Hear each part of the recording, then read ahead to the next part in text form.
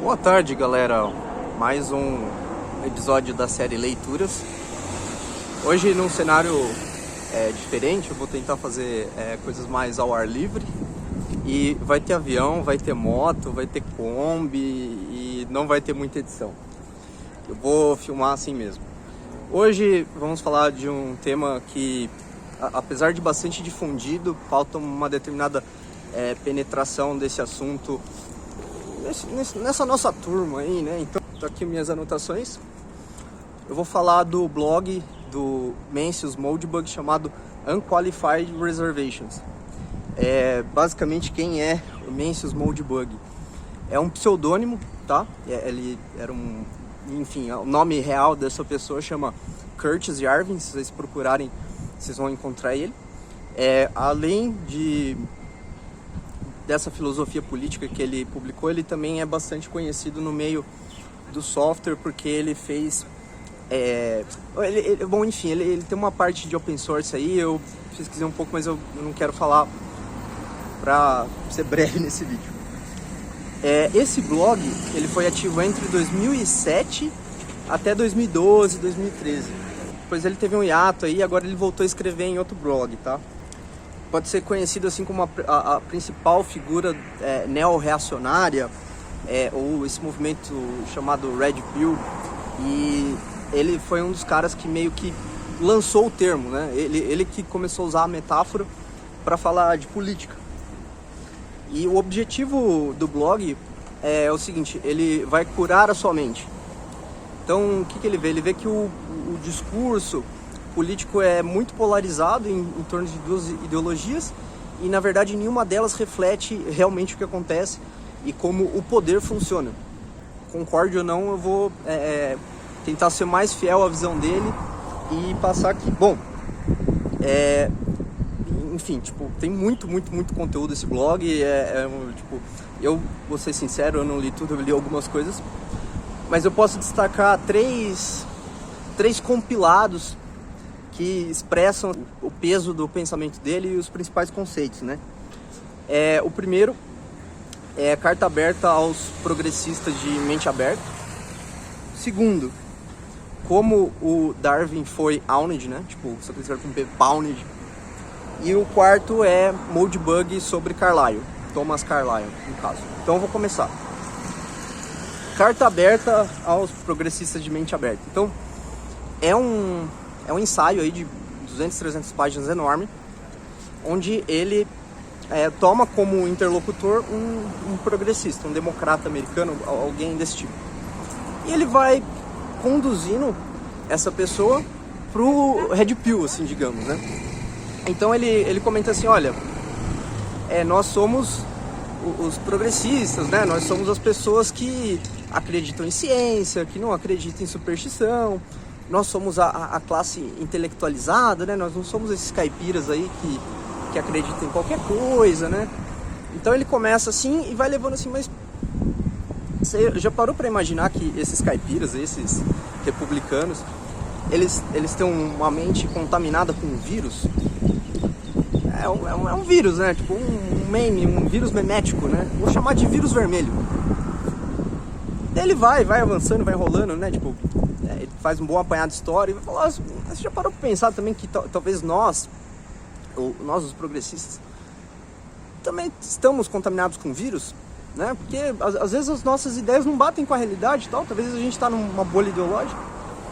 Aí ele fala: talvez a gente também faça parte de um vírus, né? Seria o vírus azul, digamos. E ele conduz o diálogo a partir desse ponto, né? Ele fala: é muito difícil eu falar pra você deixar de acreditar no que você acredita, porque hoje em dia o debate é posto de uma maneira que, se eu não acreditar nesses valores da esquerda progressivista, eu tenho que acreditar no valor dos conservadores e tal. Então fala: porra, é como se você chegar pra um católico e dizer assim: olha, você tá sob a influência de Roma, e a gente sabe que Roma talvez tenha alguns problemas, né? Tem uns segredos e tal.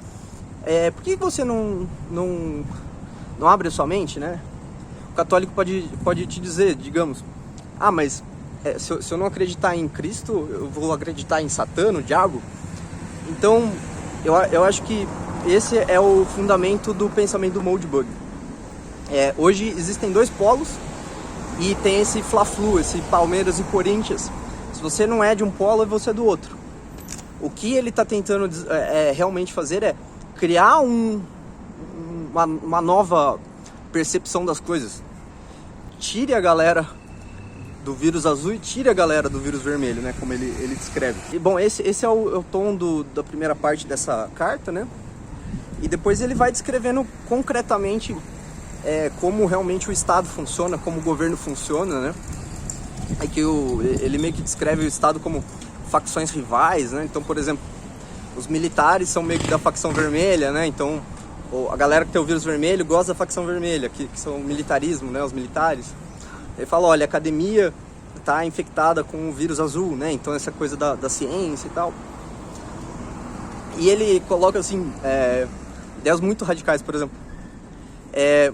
Qual que é a diferença de um Estado que controla a mídia, né? Seria tipo a China, digamos, e de uma mídia que controla um Estado, né?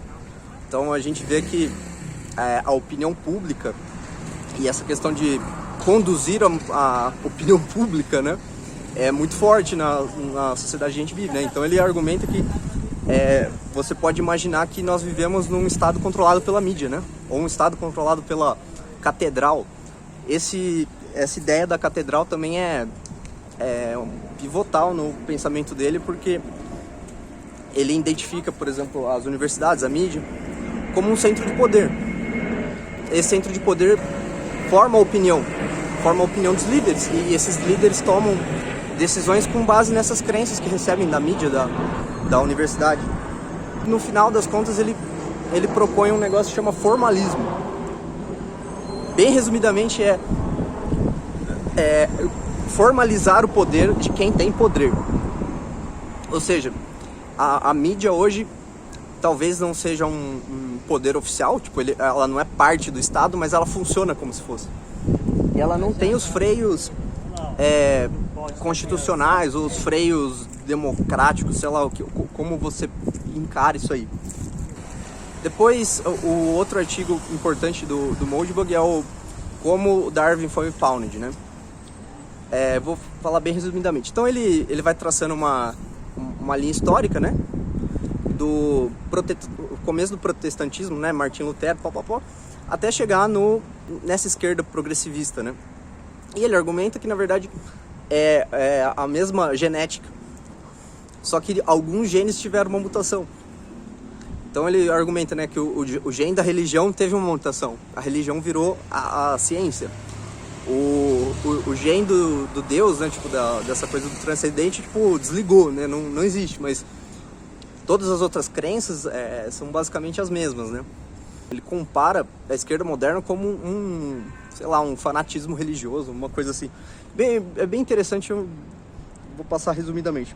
O terceiro artigo que eu quero abordar, e o mais interessante na minha opinião, é a questão do Thomas Carlyle. Então ele resgata essa figura que, tipo, um super conservador, né, um conservador inglês lá do meio da Revolução Industrial, a favor da monarquia, a favor da Inglaterra ter um império colonial. Então um cara que talvez para a sensibilidade moderna seja extremo, né, mas ele resgata esse cara, né? E fala, olha, muita coisa que ele tá errado, muita coisa que eu não concordo, mas tem muita coisa que ele tá muito à frente, né?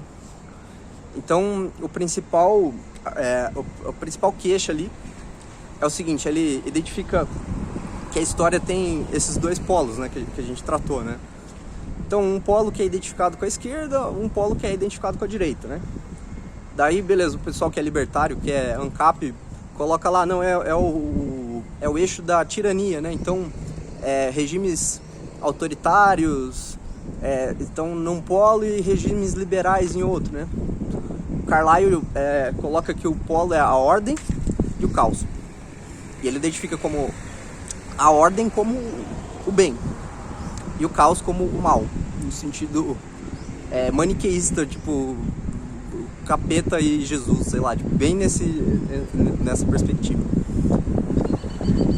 E ele fala assim, olha, um projeto anarquista, por exemplo, o anarcapitalismo, na real, ele é anarquista. Ele vai cair nesse polo aqui do caos. Né? Concordem ou não, é o que está no texto. E um governo monárquico, né, segundo o Hoppe, né, sei lá, se for conduzir por aí, é a ordem. É um governo que permite o surgimento de uma ordem espontânea. Bom, daí ele comenta no artigo, né, que ele é, na verdade, um libertário, né, sempre se identificou com essas ideias. Foi paulatinamente tomando contato com Hans Hermann Hoppe e depois acabou caindo no Carlyle. E ele faz essa crítica a esse regime tipo democrático, né? Então, isso é uma coisa muito forte. O principal argumento que ele fala é o seguinte: no mundo que o Rothbard propõe, né, uma sociedade de leis privadas, um mercado tipo livre, ordem espontânea, contratos voluntários e tudo isso, ele é como se fosse a física newtoniana. Então, ela explica a maior parte dos fenômenos que a gente percebe, né? Tipo, explica a gravitação, explica o movimento das coisas, as forças, energias, mas condições relativísticas, né? Condições tipo extremas, esse modelo não funciona. Velocidades próximas da luz, tipo campos gravitacionais, tipo de buraco negro, enfim, tipo, aí não se aplica a física newtoniana. Ele faz o mesmo argumento. O modelo de sociedade do Rothbard seria um modelo newtoniano. Ele funciona em condições específicas. E o modelo de sociedade que o Carlyle propõe é esse modelo mais abrangente.